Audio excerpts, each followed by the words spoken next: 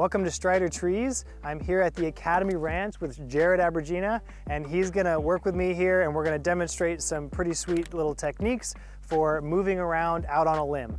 So hopefully you'll find this valuable. This video is sponsored by Edelrid. Check it out. So in our jobs as arborists, very often the most efficient way to do like a tip reduction pruning or to do some crown thinning is to remove branches that are on the outermost part of the canopy.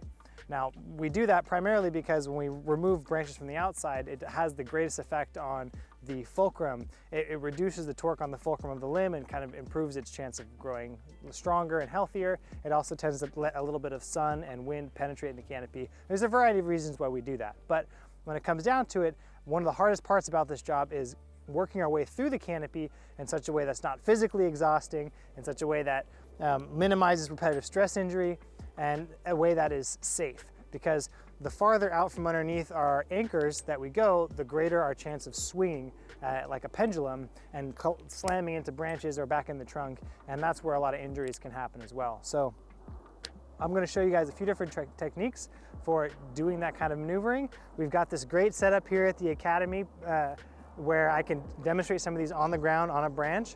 So that's what we're going to jump into next. This video is brought to you by Edelrid. They're a German company that distributes here in North America, and I wanted to show you guys a couple of pieces of gear that I've been using for years that is the best in class. It's some of my favorite stuff, and so I want to share with you. Here we've got the TreeRex saddle. This is my everyday climbing saddle. It's really lightweight, fully featured. It's got a spot for the transporter there. The gear loops are awesome. It's more breathable than anything else I've ever used and totally customizable.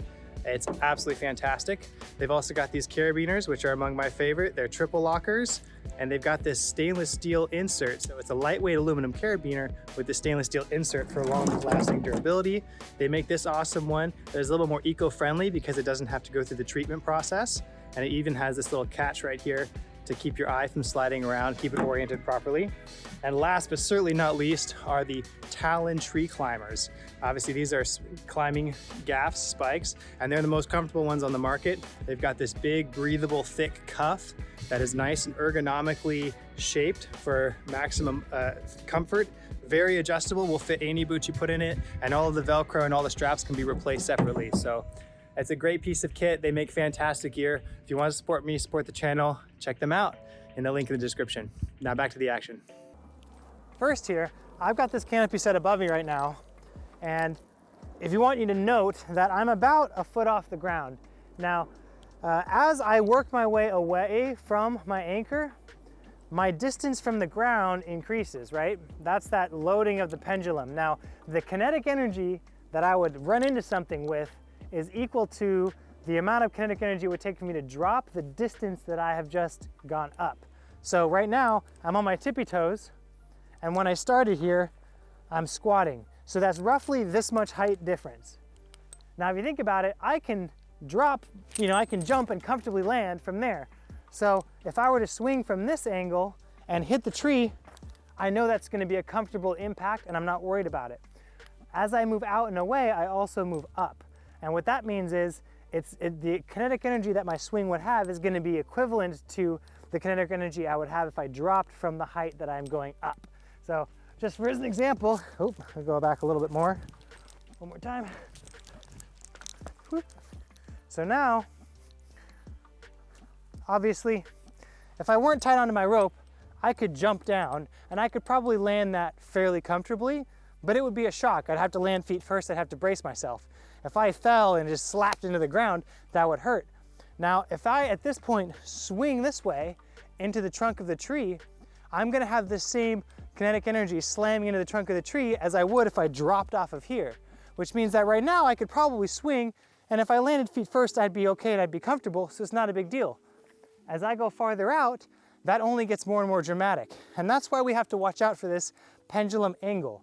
I wanna optimize my angle of my tying point if I can, so that I'm not gonna take a big swing, especially as I get farther away. Right now, this isn't a big deal, this is pretty comfortable.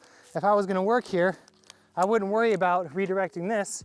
I would pass my lanyard around a branch. I would get myself to where I'm not balanced on top of the branch. Notice if I'm up here, I have to work to balance. But if I lengthen both my lanyard and my tie-in point, I don't have to balance anymore. I'm sitting in my harness and I'm pushing off the branch and I'm really comfortable. I could stand here all day. I can work with both my hands. It's easy. In some situations, that effect can be so dramatic, it's actually easier to sloth crawl from the underside of the branch than it is to try and balance on the top of it. Let's just say I wanted to get out to the tip of this branch. Now, climbing on top of it, so if I could try to climb up top of it like this and maintain tension, and that's gonna be a little bit difficult, and it's gonna get more and more precarious as I go up, right? Again, I don't have 3 points of contact, I really only have 2, and they're in the same plane. I can do that because I got pretty good balance, but it's tricky, and I'm gonna have trouble working and pruning, even if I were to get my lanyard on. Whoop, almost fell off there. So if I get my lanyard on, and I'm up top like this, a lot of times what I'll do, Jose, if you move over to this side, you can see a little bit better, I think. I'll take a full wrap of my lanyard around the branch, and that gives me a little bit of stability this way, but it's not much. Now, I'm not gonna fall, so I'm not really at risk of injury, but I'm also not particularly stable. This wrap improved it, but if I triangulate better, or rather, if like down below, I can get off the edge of the branch and kind of, again, push back against it. So I'm gonna come down here a little bit. I'm gonna drop lower. Use my lanyard here. They call this a positioning lanyard because it's for getting your positioning good. Well, now look, I'm triangulated again. Now I'm really stable. I'm down below. I've got 1, 2, 3 points of contact and a nice wide triangle. This is much better positioning if I'm gonna try and work this. Now, if I need to get out there, get out farther, one of the things I can do is I can come around, like I said, the underside of this branch. This thing's a little bit crispy, so I hope it doesn't break on me, but now, once again, here I am. I can reach out a little bit farther. I can even advance my lanyard up farther. And I'm ready to work again with 2 hands from the underside. And this is actually quite a bit more stable than if I were sitting on top of it.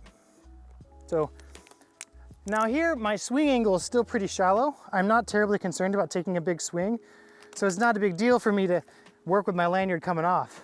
But let's work our way out a little bit farther on this branch.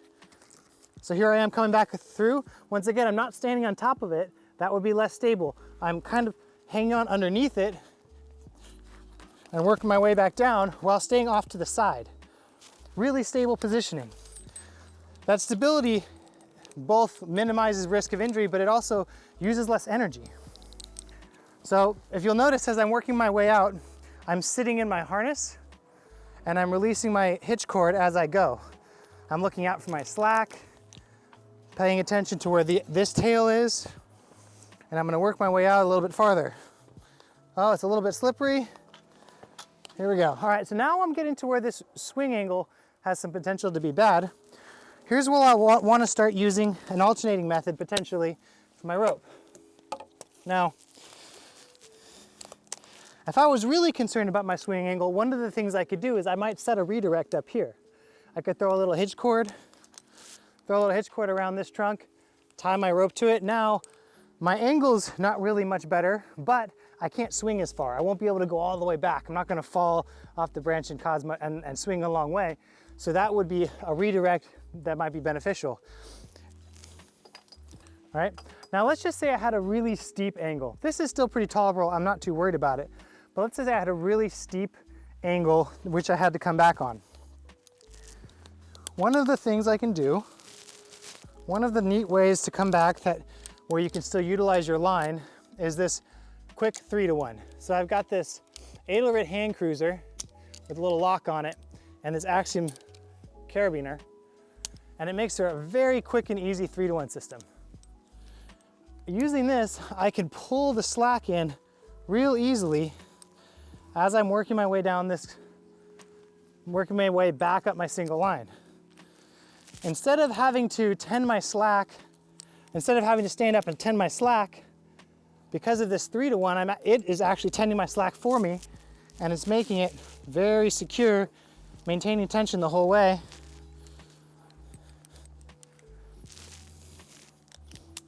So here's where I'd like to be not standing on top, but unfortunately this is my option. I guess I could go here. Let's try that.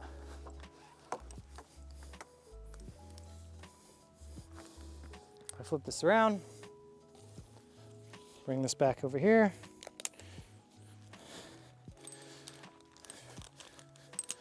So now I'm back here again. Again, now I'm no longer standing on top, I'm really comfortable. Most any time you're literally balancing on top of the limb, it's not going to be comfortable. It's much easier to hang off of one side of the limb and work your way back. Let's see, this guy, let's move it around the branch. Sometimes on a big limb walk, I'll use 2 lanyards. Because you can see the way I'm leapfrogging these things, I'm still exposing myself to a swing. Now, when you're comfortable, when you know what you can handle, that's not a big deal. But there are times where I know maybe the tree's really wide and spready, maybe it's got slippery bark and I don't have good traction. Well, in a lot of those situations, I'll climb with 2 lanyards so that instead of having just the one, I'll be able to leave the one attached while I'm moving the other one. And then I'm never exposed to any sort of large pendulum swing. So there's a few different tips and tricks about moving around in the canopy, especially at the extremes of the swing.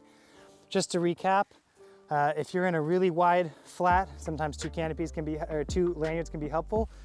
Again, if you have a lanyard with an eye on both sides, sometimes it can be useful to put a carabiner on the opposite side so that you can triangulate on the same lanyard, even if you're attached at 2 different attachment points.